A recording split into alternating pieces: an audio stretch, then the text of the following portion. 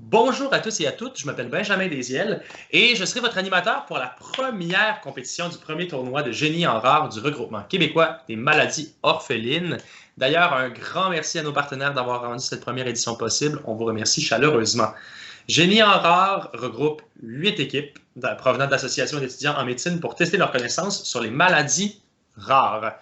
Et comme vous le verrez, les questions sont très pointues. Et comme je ne suis pas médecin ni généticien, je ne suis que bonimenteur ou comédien. Je vous présente Gail Ouellette, qui est présidente, fondatrice, cofondatrice du RQMO et directrice scientifique qui sera juge pour la rencontre. Salut Gail! Bonjour. Alors, bonjour. Alors, je vais faire un mini topo sur Gail. Gail, elle est généticienne et elle est conseillère en génétique. Elle a un doctorat en biologie moléculaire de l'Université de Montréal. Elle a été chercheure postdoctorale au Centre de génétique humaine à Leuven, en Belgique, et a fait de la recherche en génétique humaine chez Algène Biotechnologie, chez Signalgène. Elle a fait une maîtrise en conseil génétique à l'Université McGill et a travaillé comme conseillère en génétique au Centre hospitalier universitaire de Sherbrooke. Comme diplômée de la faculté des sciences de l'UQAM, elle a été lauréate du prix Reconnaissance UQAM en 2015, bravo d'ailleurs. Et ça, c'était pour ton travail dans le domaine des maladies rares. Gail, si tu peux nous glisser un petit mot sur qu'est-ce que le RQMO, ce serait très gentil. Oui, le Regroupement québécois des maladies orphelines, c'est un regroupement de près de 30 associations de patients maladies rares québécoises et même canadiennes. Et notre mission principale, c'est d'informer puis de soutenir les personnes qui sont atteintes de maladies rares, les parents d'enfants atteints, d'autres proches aidants, des membres de famille et aussi les professionnels de la santé. Pour ça, on a notre Centre IRAR, Centre d'information et de soutien sur les maladies rares. Quelqu'un peut nous appeler, nous contacter par courriel pour n'importe laquelle des 7 à 8 000 maladies rares qui existent. Et on va les aider avec l'information, puis aussi même à naviguer notre système de santé. C'est aussi pour les non-diagnostiqués, on peut les aider. On fait aussi de la sensibilisation au niveau de la population générale et du milieu médical. On diffuse l'information sur les maladies rares, la recherche, les médicaments orphelins et les enjeux des maladies rares, les obstacles que vivent les personnes, entre autres. Et enfin, on fait la promotion de la recherche sur les maladies rares. Merci beaucoup, Gail. D'ailleurs, en plus de donner de l'information aux néophytes, vous m'en donnez énormément aujourd'hui. Ça, c'est pas rien. Je vous t'en remercie énormément. J'aimerais aussi que tu m'expliques comment tu as réalisé les questions d'aujourd'hui, comment tu as fait pour les trouver, pour les conceptualiser. Bien, comme je le disais, on pense qu'il y a 7 000 à 8 000 maladies rares. On en trouve des nouvelles. On caractérise des nouvelles maladies à toutes les semaines. Donc, c'est pas notre but, évidemment, c'est pas que les étudiants en médecine ou même les médecins apprennent toutes ces maladies. La plupart, ils ne verront jamais durant toute leur carrière. Fait que dans les questions, il y en a quelques-unes quand même, des maladies spécifiques où il y a des signes particuliers que peut-être on peut mettre dans le cerveau des étudiants pour qu'ils puissent mieux les diagnostiquer parce qu'ils sont souvent sous-diagnostiqués. Mais sinon, c'est plus l'approche et même les obstacles que vivent les personnes avec les maladies rares. Il y a des questions là-dessus. Et souvent, c'est des questions qui nous sont venues là, parce que à travers les années, c'est des choses que les patients nous ont dit, les parents nous ont dit, c'est de leur expérience et de leur vécu. Super! Bien, un grand merci pour cette explication. Alors, on a déjà eu une première phase de qualification et on se retrouve aujourd'hui avec notre première ronde de demi-finale et le gagnant de cette joute va compétitionner avec une autre équipe qui va avoir gagné la demi-finale suivante à 13h45 et on va se revoir pour l'équipe gagnante à 2h30 cet après-midi. L'équipe gagnante remportera bien sûr 2000 $. Et donc, j'ai à ma gauche les 4 mousquetaires de l'AGEMUS. C'est l'Association générale étudiante de médecine de l'Université de Sherbrooke qui a pour chef d'équipe Yann Lamontagne. Hey, on se revoit, il est 1h. Le dîner a été bon, Yann? Tout le monde est frais et dispo? Absolument. Parce que ce matin, vous avez été quand même très tôt à compétitionner. On se rappelle, il était 9h tapant et on commençait. Alors, je m'attends bien sûr à... C'est ça. Vous êtes aiguisés. Il y a certaines questions qui peuvent potentiellement revenir de l'ancien quiz. Alors, Soyez vite sur la gâchette, c'est ce qu'on va vous demander. Il y a de l'autre côté, attendez un petit peu, comme ça, de l'autre côté, les rarissimes de l'Association des étudiantes et étudiants en médecine de l'Université de Montréal, on parle ici, et du campus Mauricie, qui est le chef, et la chef, c'est Claudia Bellemare. Salut Claudia.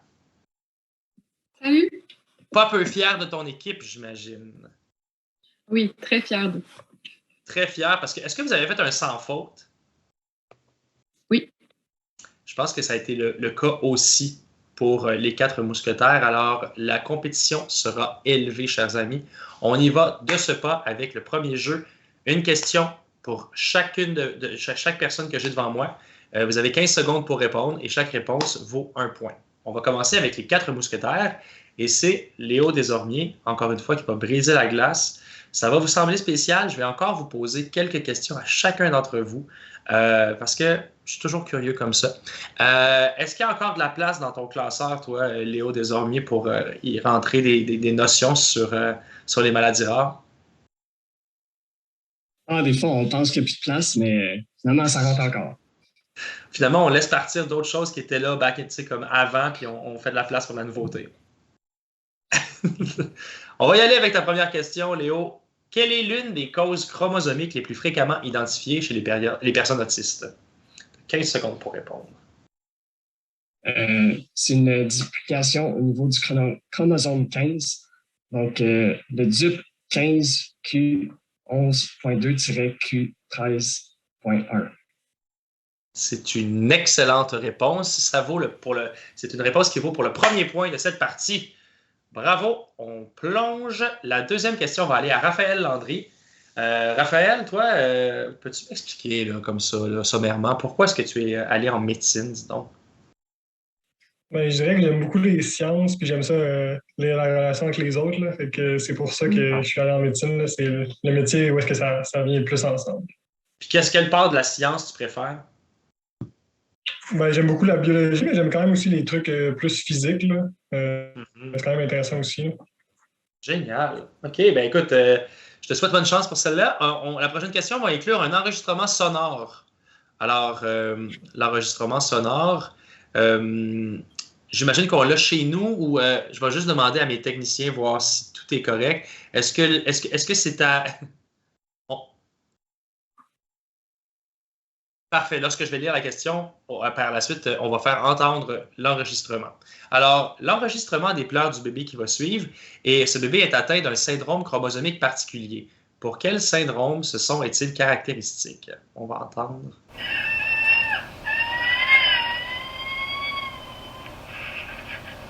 C'est le syndrome cri du chat.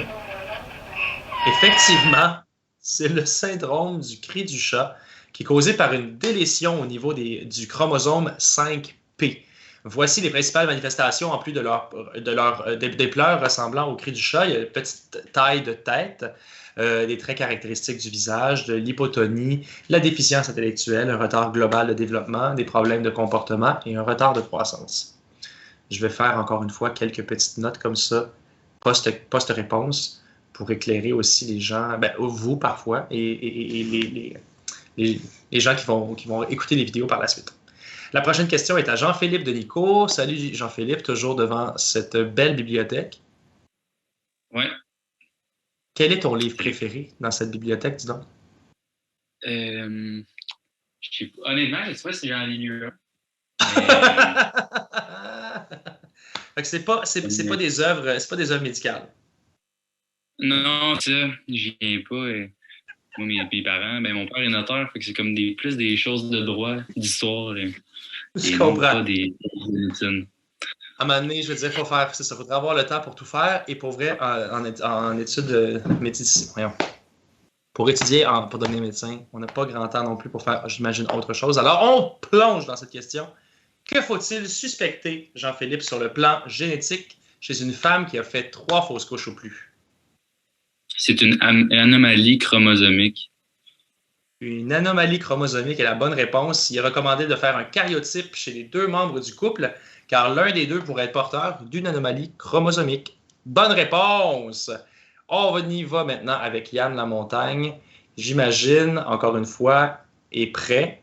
Est-ce Est-ce que le battement de presque 2 heures t'a permis de retourner encore une fois à tes notes d'études? On a révisé un petit peu en équipe, question de se faire la main, puis aussi jaser un petit peu, se faire un plan. Oh! Il y a même un plan ici, là! OK. J'imagine que ça va être le plan là, quand on va arriver au buzzer. Il y en a clairement un qui est plus rapide sur le buzzer, je le sais. Je sais pas c'est qui encore, mais quand même. Vous allez avoir une chaude compétition. Il y en a une particulièrement dans la dernière équipe qu'on a eue tantôt. Oh! C'était le Far West, on aurait dit. C'était tellement vite. En tout cas. Alors Yann, quel syndrome est caractérisé par le développement de kystes aux mâchoires, de cancer de la peau et autres malformations? Syndrome de Gorlin. Syndrome de Gorlin, c'est une très bonne réponse. L'apparition précoce de kystes aux mâchoires et ou de multiples névomatoses basocellulaires, souvent au visage, dos et poitrine. Nombreuses autres malformations possibles pourraient être celles du faciès ou même squelettique. Alors, 4 points, c'est 4 bonnes réponses de votre côté. Bravo. Et on va passer du côté des rarissimes.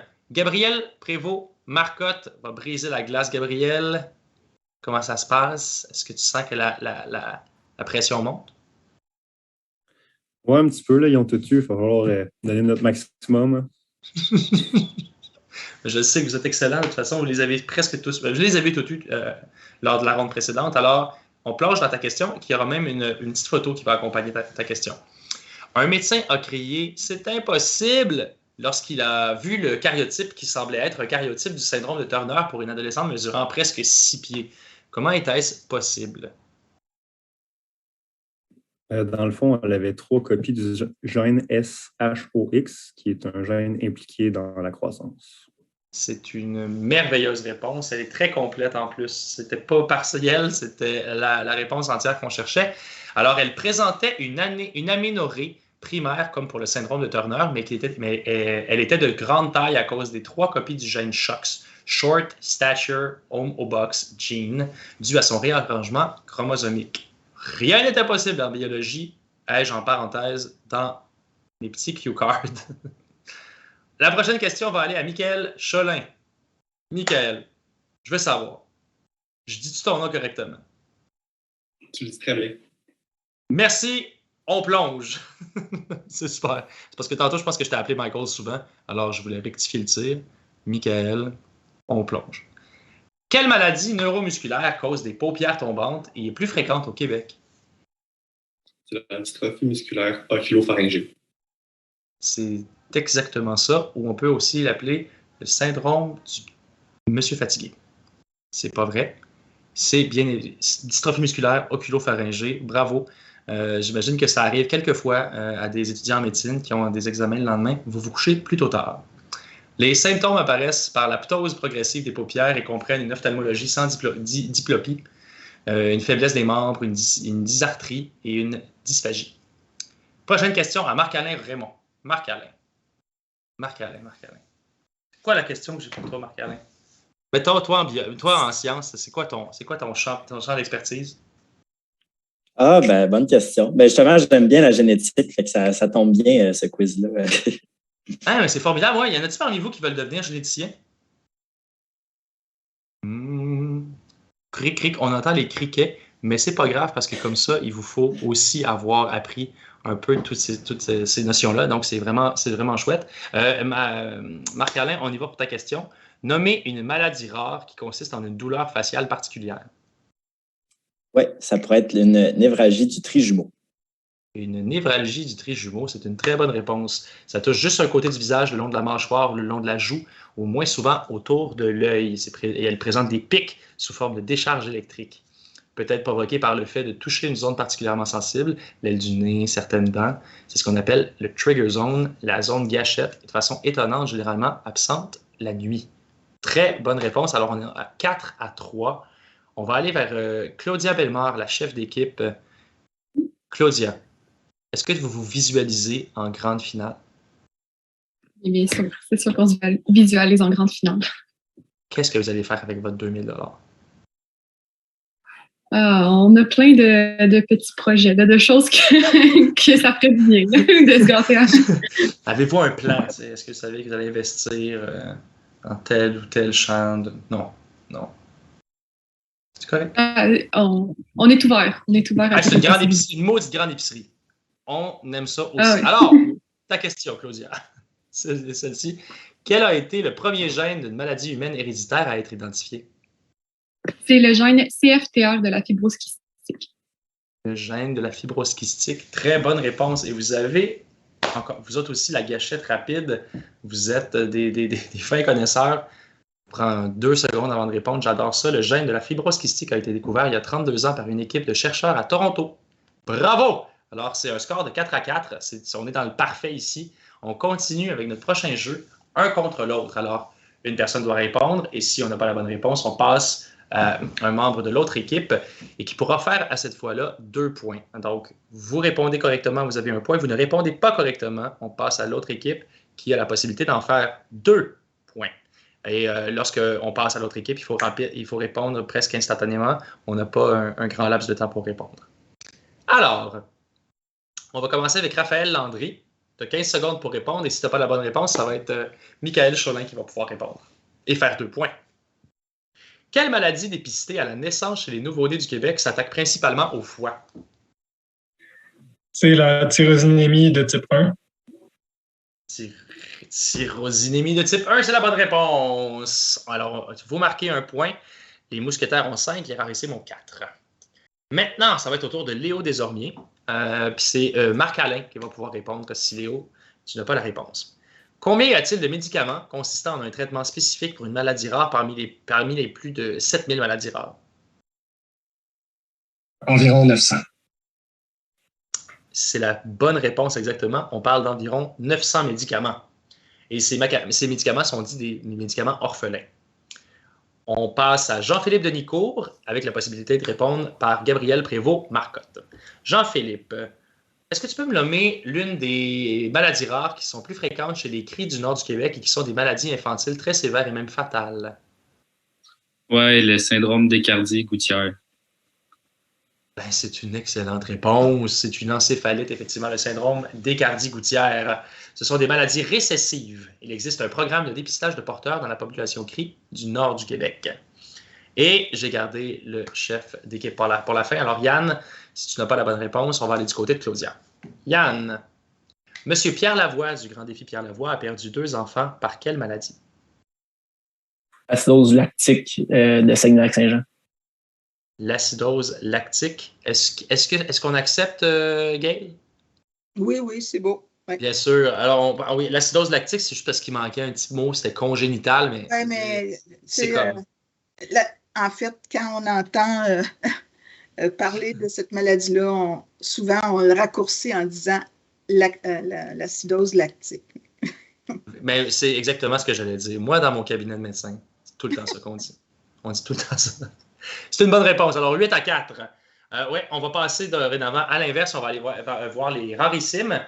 Et pour les rarissimes, on va commencer avec Michael Cholin. Si tu n'as pas la bonne réponse, c'est Raphaël Landry qui pourra répondre. Alors, Michael, en 2021, pour la première fois, une thérapie génique a été mise sur la liste des médicaments payés par le gouvernement du Québec. Pour quelle maladie? Pour l'amyotrophie spinale.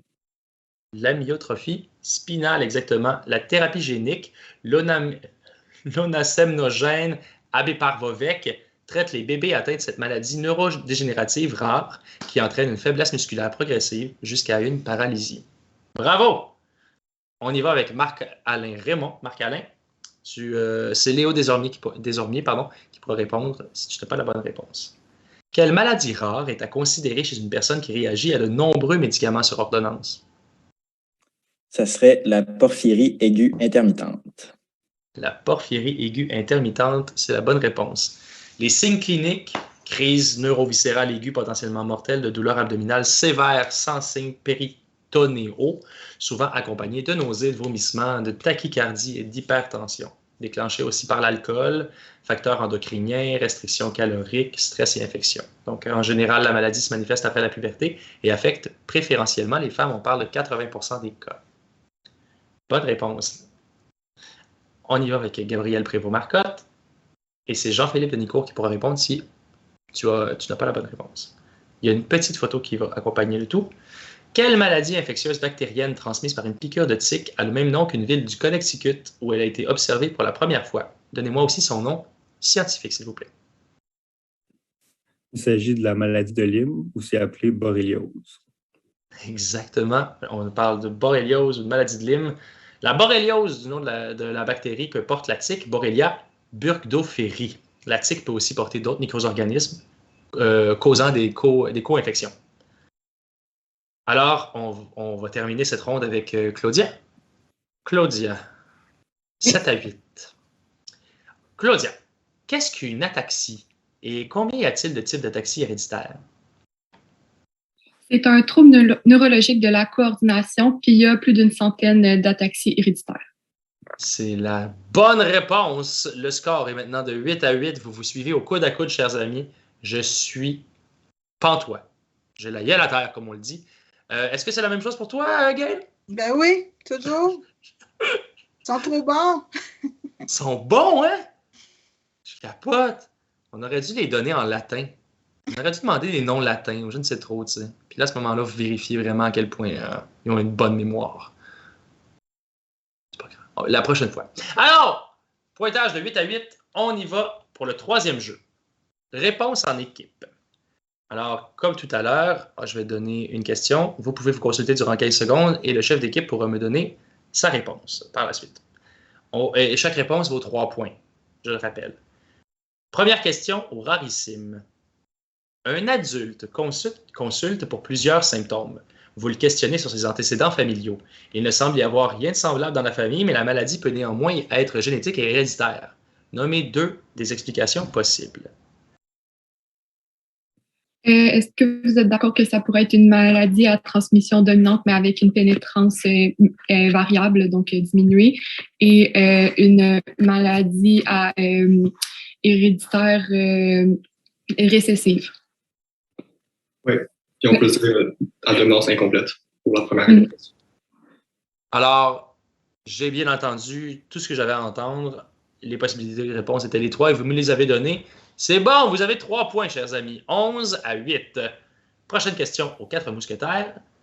Certaines personnes font un ou plusieurs chocs anaphylactiques, mais on ne trouve pas de facteur déclenchant connu. Nommez 2 causes rares possibles d'une anaphylaxie idiopathique. Est-ce que vous êtes d'accord, les gars, si on y va avec la mastocytose puis la réaction, le syndrome de réaction, d'activation mastocytaire? Ouais, sinon, Ehlers-Danlos aussi, là-dedans est bon. J'ai tout ce que je veux entendre. C'est excellent. Vous avez fait 3 points, bien sûr. Et les personnes atteintes de ces conditions peuvent avoir des symptômes supplémentaires à ceux des allergies ou des chocs anaphylactiques, par exemple, gastro-intestinaux. On passe au rarissime.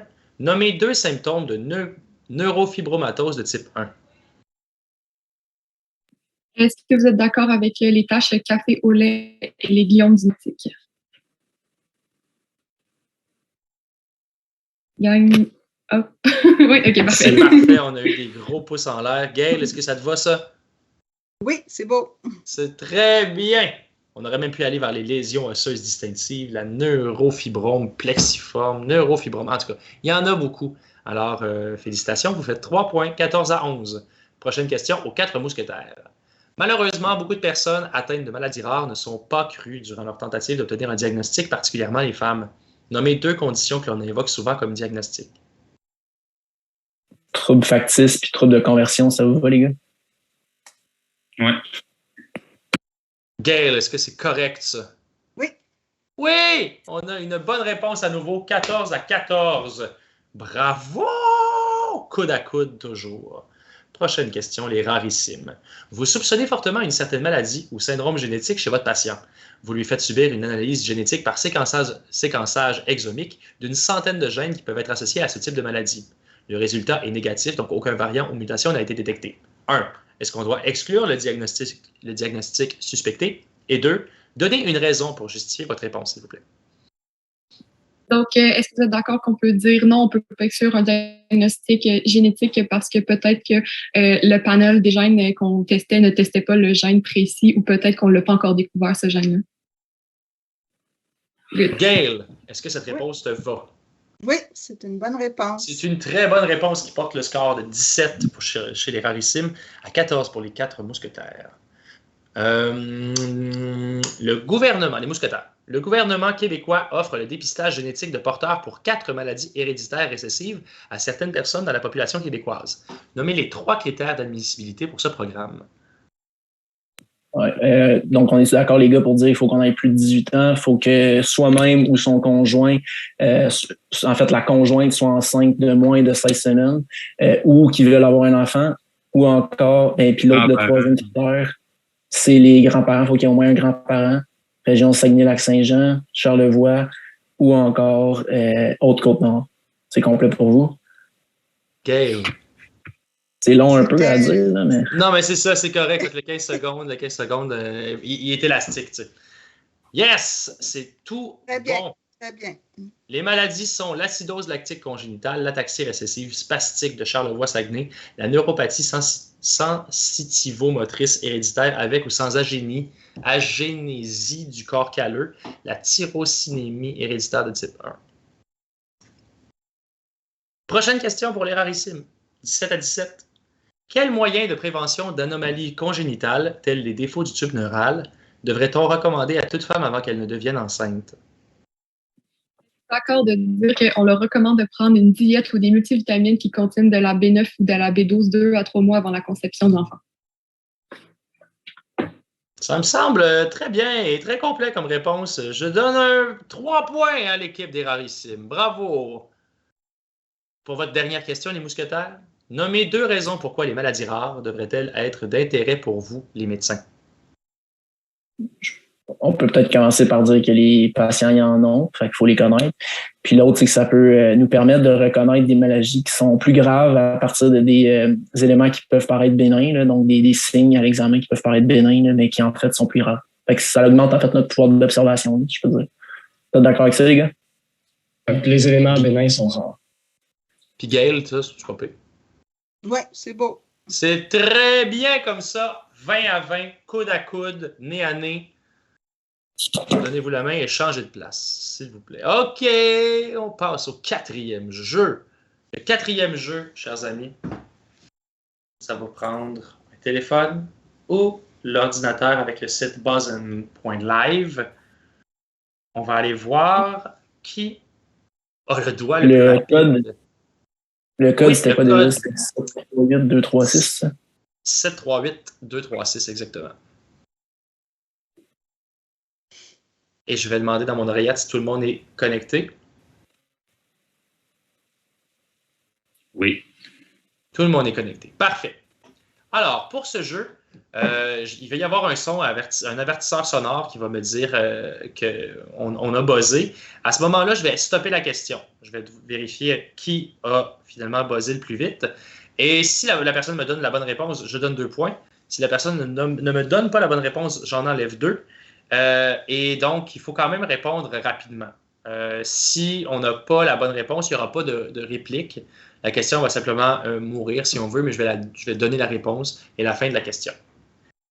Première question. La neurofibromatose de type 1 n'augmente pas le risque de cancer chez les adultes, vrai ou faux? Yann Agémus. C'est faux. C'est faux. Les personnes atteintes de NF1 sont plus à risque de développer d'autres types de cancers au cours de l'âge adulte. À titre d'exemple, le risque du cancer du sein est 5 fois plus grand chez les femmes de moins de 50 ans. Il est donc recommandé chez les femmes avec la NF1 d'avoir une mammographie annuellement à partir de 40 ans. Prochaine question. La peau peut être extensible chez les personnes atteintes du syndrome d'Ehlers-Danlos. Est-ce que tous les types du syndrome... Yann. Non, ils ne sont pas tous extensibles à la même extensibilité parce que ça dépend de chaque personne et des syndromes. C'est une bonne réponse. Effectivement, cela peut être très variable d'un type à l'autre et d'une personne à une autre. Le type classique présente les symptômes cutanés les plus impressionnants et certains types ne présentent pas ou peu d'hyperlaxité cutanée. Prochaine question. La dystrophie musculaire de Duchenne est une maladie à transmission héréditaire liée à l'X. Est-ce que la mère de garçon atteint est nécessairement porteuse d'un gène? Michael. Pas nécessairement. Il y en a qui peuvent ne pas avoir. Et Gaël, ça fonctionne, cette réponse? Moi, j'ai mal entendu, là. Est-ce que tu peux nous il a dit oui ou non, là? Il a dit oui ou non? Oui, c'est sûr que c'est ça. C'est parce que c'est pas facile de savoir s'il faut qu'on réponde juste par oui ou non. Est-ce que tu peux juste nous reformuler, pas reformuler, mais nous redire ta réponse, s'il te plaît, Michael? La réponse est non, la mère n'a pas besoin d'avoir le gène. Gaël, ça marche, ça? Ben, c'est non, la réponse. Excusez-moi, mais il y a des personnes, j'entends mal. Ah, je comprends. C'est ça. Ben, moi, je te l'aurais donné de toute façon parce que tu m'as dit. La réponse, c'est non. Le reste, c'était une note là, pour dire qu'environ 30% des mères ne sont pas des porteuses hétérozygotes, donc ne sont pas nécessairement des porteuses. C'est ça. Okay. Moi, je te le donne, Michael, parce que sérieux, cette question, c'est ça. Il y a toujours une histoire aussi avec les délais puis les volumes dans nos appareils. Alors, cette question a été bien répondue. La dystrophie musculaire de Duchenne touche généralement les garçons. Est-ce que la mère porteuse hétérozygote peut avoir... Marc-Alain?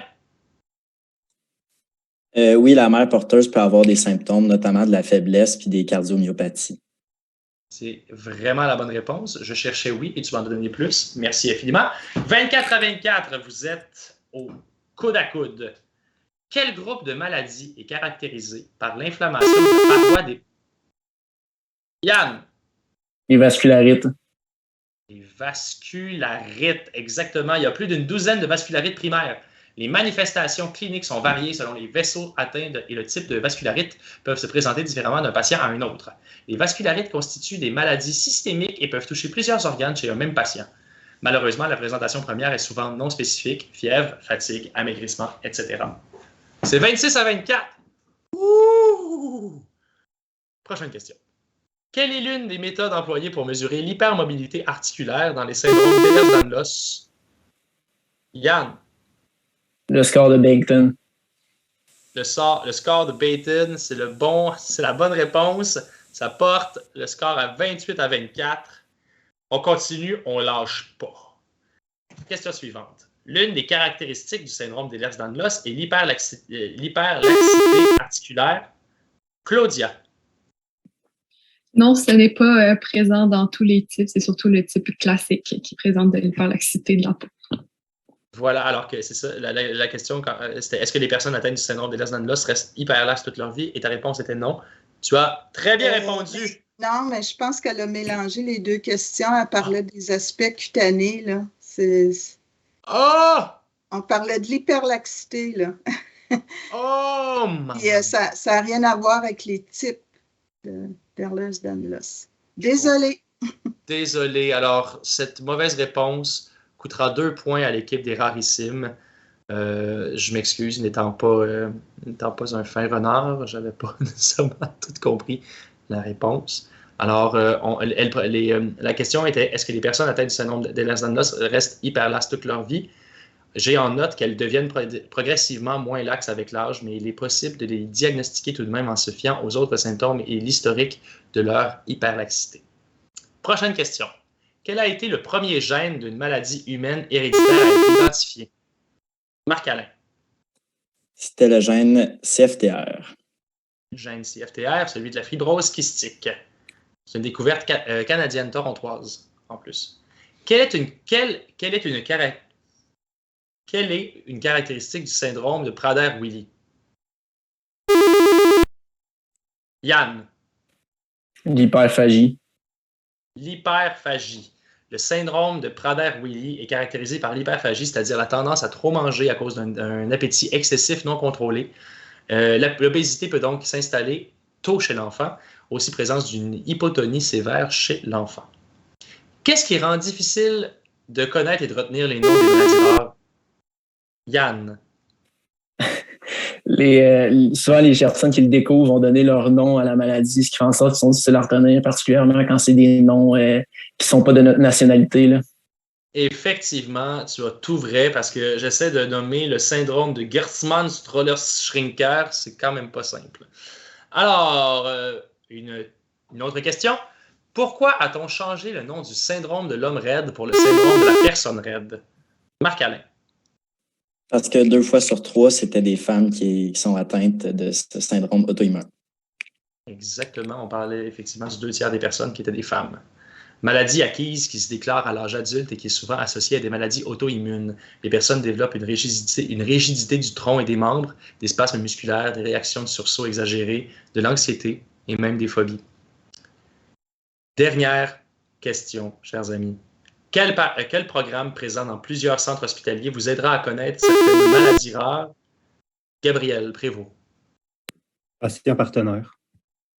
Patient partenaire, exactement. Alors, on rajoute un 2 points à votre équipe pour un score final, chers amis, de 32 pour les 4 mousquetaires à 28 pour les rarissimes. Alors, les 4 mousquetaires, vous allez pouvoir faire partie de la finale à 2h30. Et pour ce qui est des rarissimes, merci infiniment d'avoir participé à Génie en rare. Vous avez été, pour vrai, des brutes. C'est incroyable à quel point vous avez retenu toutes ces informations-là. Donc, ça va vraiment pouvoir vous être utile aussi, j'imagine, pour vos études et pour votre métier plus tard. Alors, merci infiniment d'avoir participé. Merci. Félicitations. Merci à l'autre équipe aussi d'avoir participé. Vraiment. As-tu un mot de la fin, Gaëlle? Est-ce que tu veux te remercier? C'est encore génial, là, les réponses, la majorité, vous les avez toutes.